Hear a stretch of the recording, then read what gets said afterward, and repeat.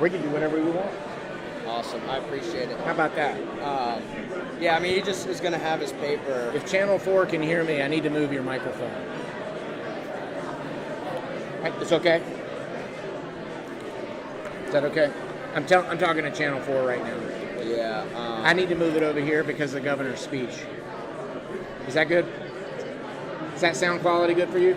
Chat 1, 2, 3, 4. Check. Okay, that's good. I'm gonna put this into here. All right. Awesome. All right, Thank you. Welcome every.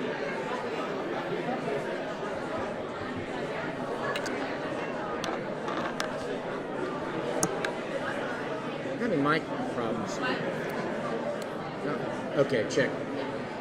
Welcome everyone. Welcome everyone. We're going to get started in about 2 minutes.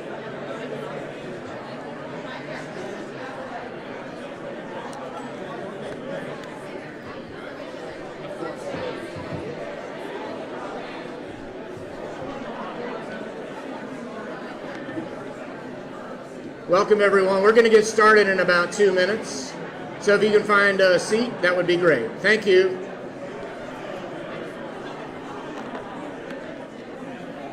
He's going to sit right at this table here, wherever you want at that time.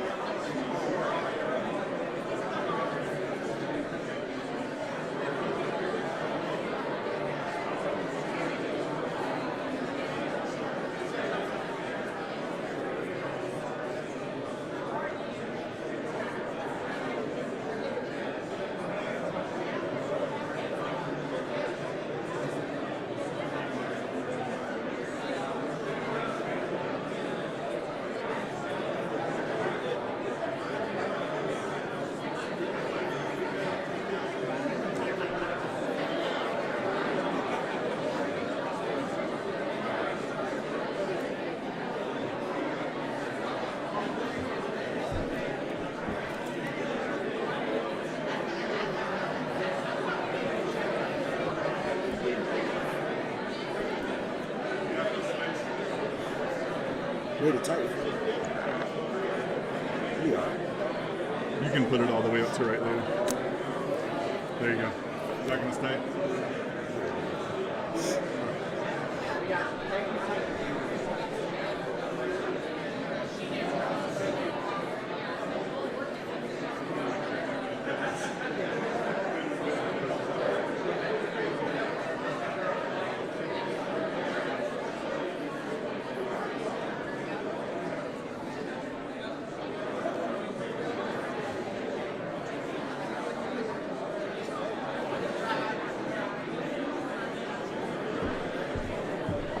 Good morning, everyone. If you would, please take your seat.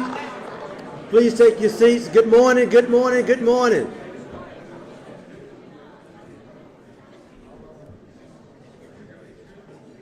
Good morning. You all are a great group. You're looking good out there. Or y'all don't talk back or something like that? I said good morning like 3 or 4. Y'all was about to be a tough crowd. Look, it's so good to see each and every one of you all. My name is Tara T. Davis. I am a Warren County Commissioner and President of the North Carolina Association of County Commissioners. It is so great. Thank you. So, ladies and gentlemen, you know why we are here today, and it's about collaboration, about working together. And it reminds me of a time where the farmer had set out a mouse trap. The mouse, he went over to the chicken. He said, "Chicken, I need your help." He said, "The farmer set out this mouse trap and we need to get rid of it." Chicken said, "You're on your own. It's not a chicken trap. I ain't got nothing to do with it." Mouse goes over to the pig.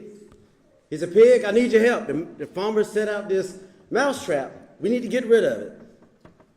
Pig said, "Not my problem. It's not a pig trap.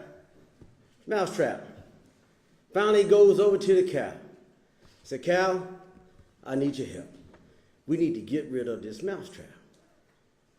Cow says, "It's not my problem." Sadly to say, poisonous snake got his tail caught in that mouse trap. Bit the farmer's wife. She got real, real sick.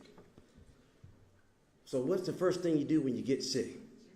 You want some chicken soup. There goes the chicken. Well, farmer's wife didn't get any better. A few folks from the neighborhood want to come over and see if they can nurse her back together, and they need some breakfast meat. What's the thing they need? We need some bacon. So they'll get some old bacon. Sadly to say, farmer's wife, she passed away. After the service, everybody from the neighborhood came over, and we need to feed everybody. There goes the cow. What's the moral of the story? We're all in this together. We're all in this together. It may not seem like it's your problem, but it's all of our problems, because we are North Carolina. We are 100 counties strong.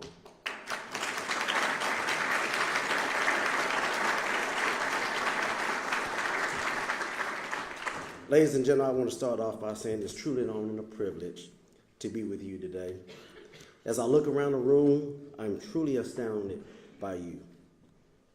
I see a room full of heartfelt people who truly want to do what they can do to help our impacted areas and their residents recover. I want to share with you the service and the dedication and the passion that you have for being here. Over 6 months ago, we experienced a disaster like never before, Hurricane Helene. 5 months ago, we held our very first Helene recovery meeting, and many of you all were here at that time. And we're gathered here today to identify what our impact areas are and what we need the most. We identified top priorities, and we set our course for a long journey ahead. 2 months ago, we convened again, in time to ensure the progress we've made align with our priorities. That's what we did. We had a critical conversation that guided us and gave us our roadmap to recovery. Today, we meet again, and we must plan to do what? Hear updates from our legislators. We have a wonderful governor here. Revisit the recovery priorities. Discuss what impact areas need the most, and more. I thank you all for taking the time for being here. Many of you all had very busy schedules, but you're here today, and we really do appreciate that. We now know our journey has begun, and it's only begun, but we truly know that we can work together to make things better. It is now my distinct honor, my great honor, to introduce a very, very special guest. He's very busy, but our governor, Josh Stein, is with us today.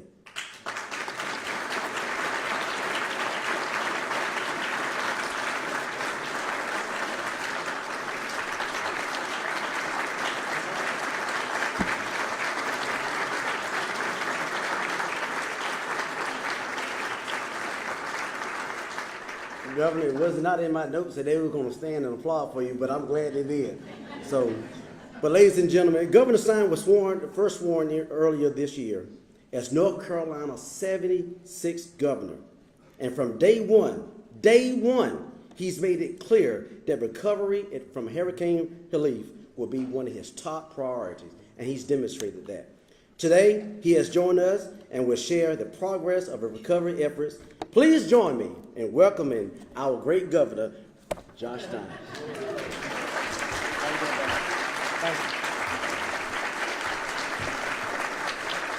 Thank you. It's very nice. Good morning, everybody. Good morning. So, I don't know, am I the chicken, the pig, the poisonous snake? I don't know where I am in that story, but it is good to be with you all. Good to be in a room full of people with big hearts. Representative Turner, good to see you, my friend. I want to thank all the county board chairs, the county commissioners, the county managers, the mayors, the city councilors, the city managers, the local government staff who are gathered here today. It does not matter what office you hold or what position you serve in, you're here for the same reason, which is that you care deeply about your constituents and you want to make sure that we do everything in our power to help the people of West North Carolina get back up on their feet. And I want to thank you for that.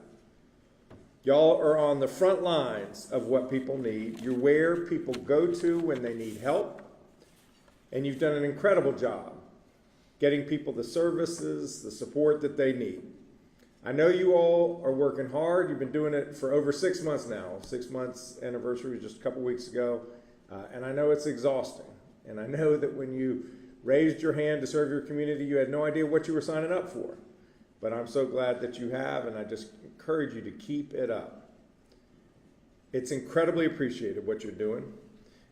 And we in the state, I say our federal representatives are here as well, we at the state want to do everything we can to support you. On my first full day in office, I traveled out to West North Carolina here in Asheville to sign 5 executive orders to cut red tape to make it easier for people to get back on their feet. I have been back 11 times since then, including today, which is my 100th day in office.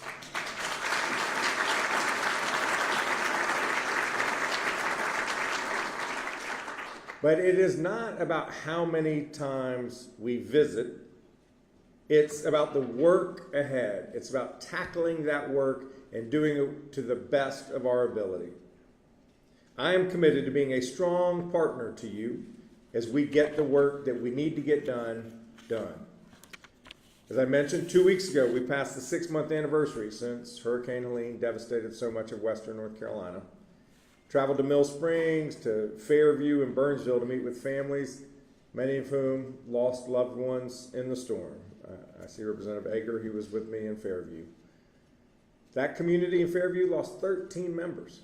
There aren't that many people. 11 of them from one family, the Craig family. They included Battalion Chief Tony Garrison and his nephew Brandon. They died trying to save others. I met a number of surviving members from the Craig family that day, and their emotions are still incredibly raw, as you would expect. It is hard for us and for them to wrap our heads around what happened. They're still trying to heal. They're also trying to move forward. Chief Garrison's son, Dylan, has been training at AB Tech to become a firefighter himself. He wants to honor his father's legacy by serving his community in the same fashion. Incredibly inspiring. Dylan's commitment to continuing his father's legacy is so impressive. That 6-month anniversary day was an incredibly emotional day. It hurt seeing up close and personal how families are grieving still the events of September 12th, and they will for the rest of their lives. But my time with the survivors that day provided me hope that our recovery efforts are progressing and that Western North Carolina residents are incredibly resilient. It renewed my conviction that we must keep at this work, so we all have to strive like Dylan to take inspiration from the tragedies that happened that day to inspire us to do right by our communities in the same fashion. On March 19th, I was honored to sign a bipartisan bill that the General Assembly passed of $524 million in aid for Western North Carolina. The bill supports farmers who encounter crop losses, provides $120 million for home reconstruction and repair, $100 million to repair private roads and bridges, $20 million towards removing debris, and more. That bill is nowhere near enough, but it is enough to get started. Understand the scale of this crisis, $60 billion in damages. By more than a factor of 3, the most damaging storm to ever hit this state. One of the most damaging in the history of the United States. We've only begun to scratch the surface of people's needs.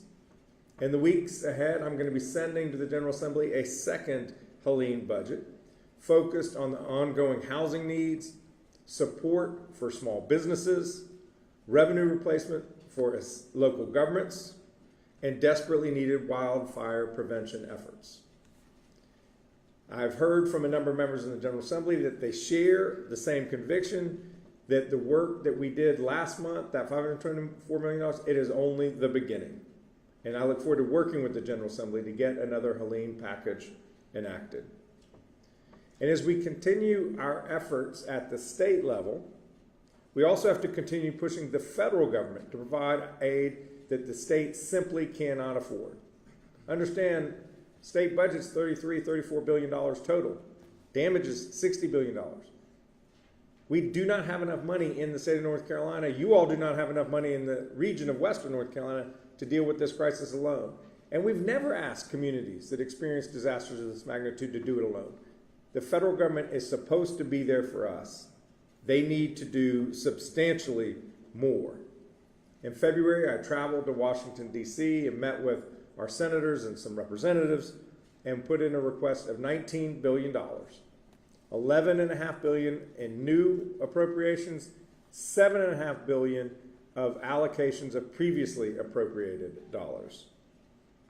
2 weeks ago, on March 26, we submitted to HUD our action plan. This is to get our share of an allocation of previously appropriated money. It's $1.6 billion, a little more than that to the state. City of Asheville gets a little over $200,000. The rest goes to the state. North Carolina was the first state impacted by Hurricane Helene to submit its action plan. In fact, in the last decade, after a major hurricane, no state has been faster in submitting its action plan. We want to get those dollars, and we want them immediately. We want to expand the housing construction that we intend to start this summer with the state money. The dollars will help make a timeline of getting actual hammers on nails by the end of this summer a possibility, which, to our knowledge, there's never been a state that has received federal money that has been able to start home reconstruction within a year of that storm. The federal government still has to do so much more. No matter what holds the future for FEMA or other programs, the one thing that remains true is we need federal support. We cannot do it alone. We need their help. As we work together to advocate for increased investment, I'm also working with state leaders to make sure that we put our dollars to work in the region as quickly and as effectively as possible. And let's look at some of the milestones.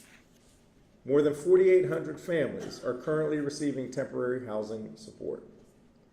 More than 1,300 roads have been repaired and reopened by crews and contractors of the North Carolina Department of Transportation, including, as of March 1st, I-40, 2 lanes, 1 in each direction, connecting us back to Tennessee.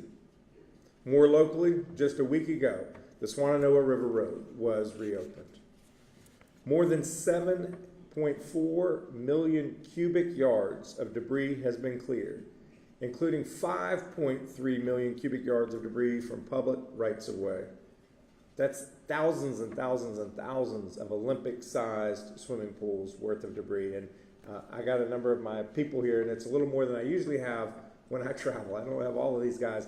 But they came up yesterday and spent the afternoon cleaning the Swannanoa River, and I think they did 15 trash bags full. So thank you guys for what you did.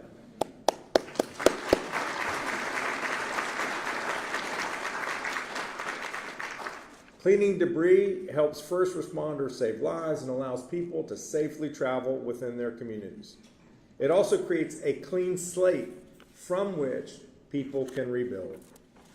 Waterway debris removal continues this spring, and we're aiming to complete the removal of eligible private and commercial property collections by July. I'm grateful for the legislature's appropriation of $20 million for unmet debris removal needs that they did in March, and we are now working to put those funds to use here in Western North Carolina. That's not all. 97% of wastewater systems have been restored. Every water system is in operation, 92% of them normally.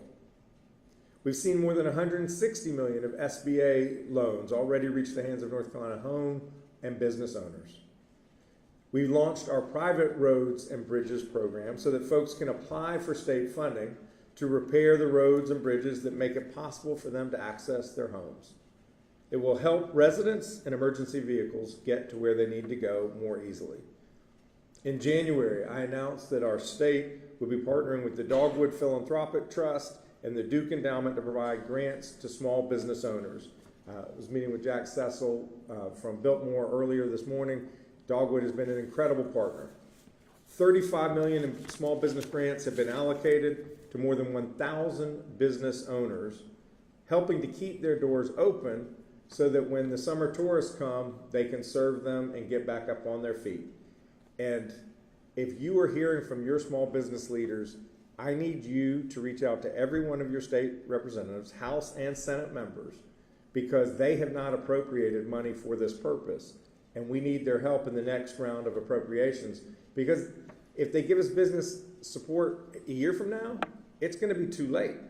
We need these businesses that are struggling to survive today so that they can serve customers tomorrow. Final word on a broader issue is I want to thank all of you for the work that you did to help North Carolina achieve Medicaid expansion 2 years ago. An incredible accomplishment on a bipartisan basis that has been life-changing for 650,000 of our neighbors. We just crossed that threshold last week. Since the storm, 21,000 families have subscribed to Medicaid. All of that is at risk with the budget proposal that the U.S. House passed yesterday.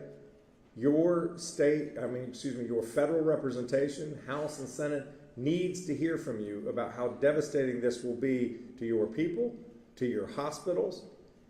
Rural residents disproportionately take advantage of Medicaid because they don't earn enough to get it on the open market.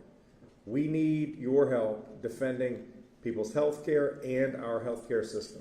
We want to support rural hospitals. We do not want any more to close their doors. Since 2010, North Carolina is among the states with the highest number of closed rural hospitals. We cannot afford any more. Your communities no community can thrive without a hospital or access to one nearby. We understand that we have a lot of work ahead of us. We got so much more work to do. But I'm proud of how hard everyone has been working and how collaboratively we have been working. It's been an all-hands-on-deck effort. I want to thank the members of my Western North Carolina Advisory Committee. I see a number of you here today. They have provided help and are putting together that action plan that we've submitted to HUD. And they just share a useful perspective on the daily needs of the people of West North Carolina. And I was just talking with Kevin Leonard earlier, and what I hope out of this 2 or 3 day session that you all have is you come up with a list of what your needs are today so that it can inform our work with the General Assembly to make sure that we're being responsive to the needs of our counties and cities. I want to thank the state agencies that are working so hard and in a coordinated fashion to speed up our recovery efforts. Grow NC, the Governor's Recovery Office for West North Carolina, in my office, headed by Matt Calabria, who, by the way, is a former county commissioner from Wake County. They have been doing a great job ensuring that we're working across state agencies all in concert toward the same end. And I want to thank you, our municipal and county government leaders. You stepped up immediately to help your residents get through the next day, to get through the next week, to get through the next month. It's been truly inspiring. And I know that there has been an issue of frustration with FEMA reimbursements on expenses that you all incurred that are reimbursable. I've been meeting with acting FEMA Administrator Cameron Hamilton on a regular cadence to try to get these funds moving. And we're working with our federal delegation to try to get these funds moving. And I'm optimistic it will happen. I'm glad that FEMA is here today. I've heard from local governments about work that you all have done, and you're waiting for weeks and weeks to get reimbursed, and you have cash flow needs. We all know that. My first budget request to the General Assembly included revenue replacement grants for local governments because we know how sorely needed cash is to your communities. And we will keep pushing for them in my next appropriation request as well. Another top of mind priority for local governments in Western North Carolina is the ongoing threats of wildfire. I know we all liked that rain last night. Polk, Henderson, Swain, Buncombe, Transylvania counties in recent weeks have been dealing with some awful wildfires. At one point, it was the most threatening wildfire in the entire country. I had declared a state of emergency a couple weeks ago to rapidly mobilize a cross-agency response to those fires, and I'm incredibly grateful to the firefighters, the county and city officials, the forestry, NC Forestry folks, who worked so hard to get those fires back under control.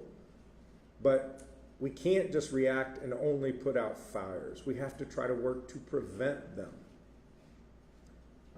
We have to do all that we can from get them from starting in the first place and spreading in our communities. That means investing more in debris removal and land and waterway rehabilitation so we can reduce the risk of wildfires. We also have to prepare for future flooding by prioritizing resilience in our floodplains and protecting our wetlands, which help absorb water flow. The actions we take now can save us tremendous loss and heartbreak in the future. Above all, we need to know and understand what it means to truly rebuild. We have to have a holistic understanding of what it takes for communities to thrive. If people don't have homes, they won't rebuild their lives here. So we have to get people back in housing. If people don't have jobs, they won't stay here. So we have to support small businesses. If people don't have reliable internet or utilities, they will not rebuild here. So we must expand broadband and think about how we can make our communication systems more resilient. Where we go from here directly impacts whether people stay here. County commissioners have been a strong and important partner to me throughout my time in public service. Just look at what we were able to accomplish together to hold the opioid manufacturers accountable so that we could tackle the opioid addiction crisis. Our partnership helped North Carolina become a national leader and model, and you all are putting the fruits of that collective effort to work in your communities as we speak, saving lives and improving health. So I know that we can come together to do hard and important things because we have done that in the past. Let's do that together as we rebuild Western North Carolina. Let's come together. Let's keep working. Let's build a safer, stronger, and more resilient Western North Carolina. Thank you all for what you do for your constituents.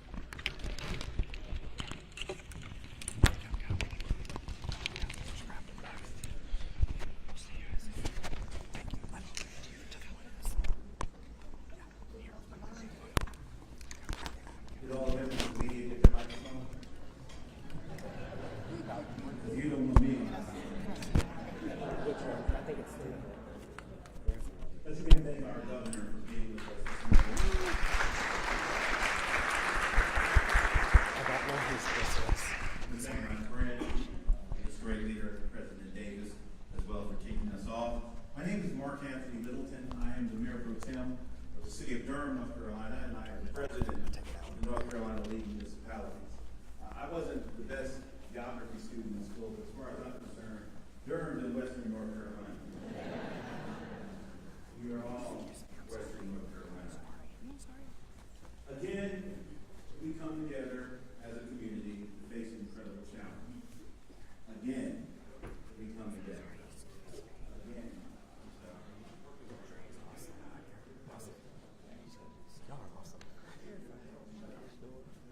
I don't want to disturb them.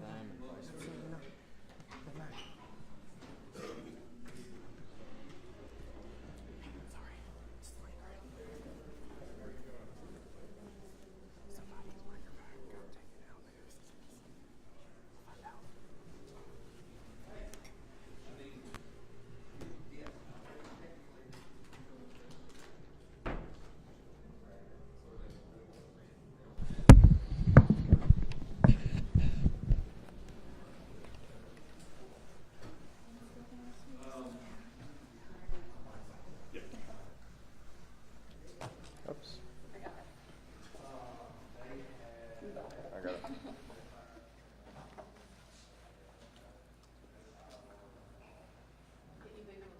I was about to say, I've learned my capacity is 4. Okay, great. Good to be with you all. Thanks for coming out.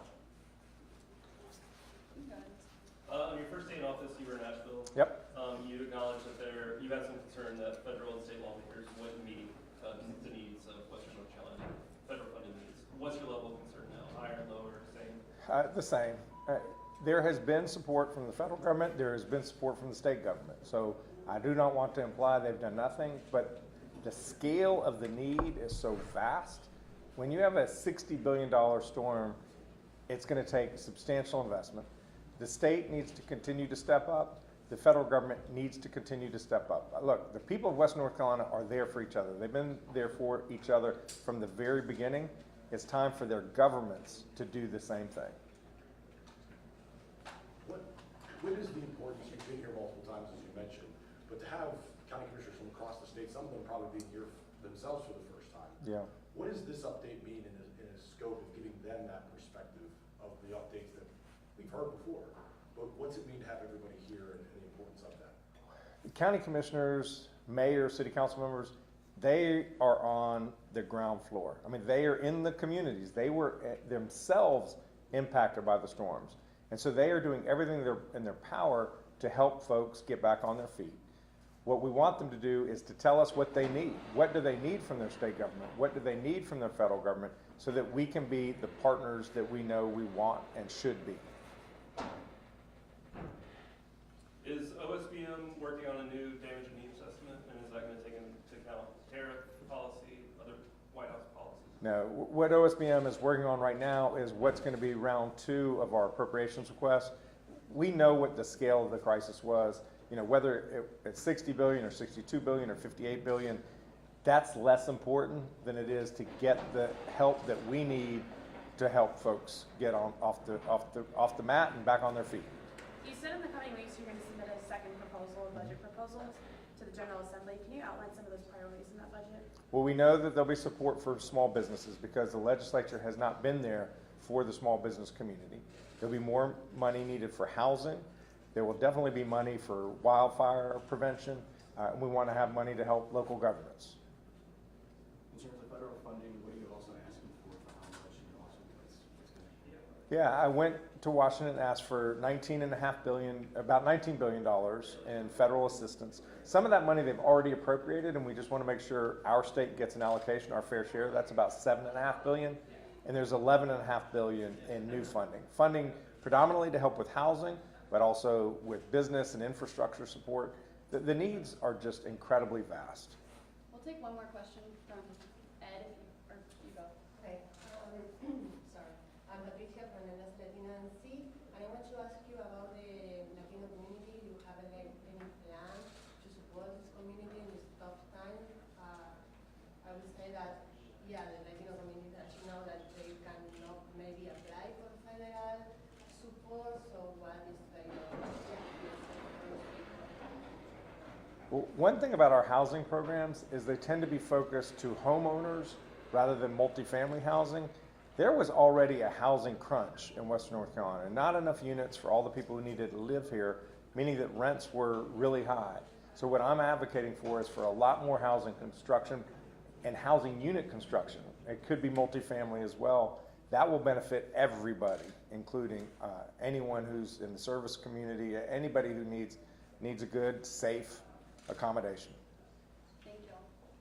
All right, good to see you all. Thanks.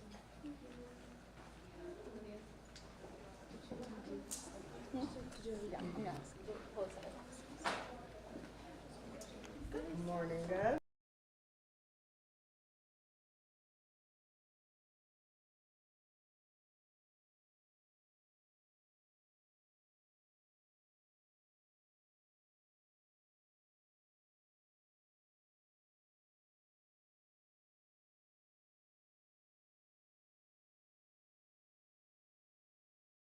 Want to come over this way?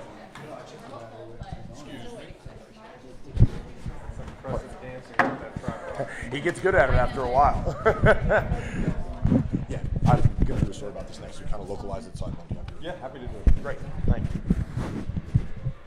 And Olivia, thanks for helping us out. Appreciate it. I'm good. Good to go. Governor, just, you spent your time right before you were elected doing social media town halls and the importance of cell phones in schools. Tell me a little bit about this initiative that you're trying to begin and what you envision that doing for districts across the state and in Western North Carolina. Look, cell phones, social media can be incredibly damaging to young people. It ends up addicting them. Many people end up having mental health challenges. It could be depression, anxiety. They are not good for kids. They're particularly not good for kids when it's in the classroom because it serves as an incredible distraction. We need our children focused on what the teacher is trying to teach them so that they can learn. I did a series of town halls across the state. A number of counties, they've already adopted policies for cell phone-free school classrooms, and it's been incredibly positive for the students and for the teachers. There's bipartisan interest in the General Assembly to pass legislation requiring school systems to implement them. Last week, I convened a student safety and well-being task force, a council, so that we could come up with some model policies to help local governments, whether they're forced to by the state or not, to consider different types of policies that can help kids learn. If a kid isn't distracted by social media, they can focus on learning social studies. That's what we want. We want our students to pay attention in class and learn. And yeah, you just hope that you said that counts as that at the state level, or do you want that to be at every school district individually? So what I wanted to do was bring together experts from across the state on this advisory council on student safety and well-being so that we come up with model policies so that as a local school system is considering, hey, what do we want to do for our kids? We've got some good models for them to adopt so they can implement them right away. Governor, I really appreciate your time. Thank you, sir. Yep. Safe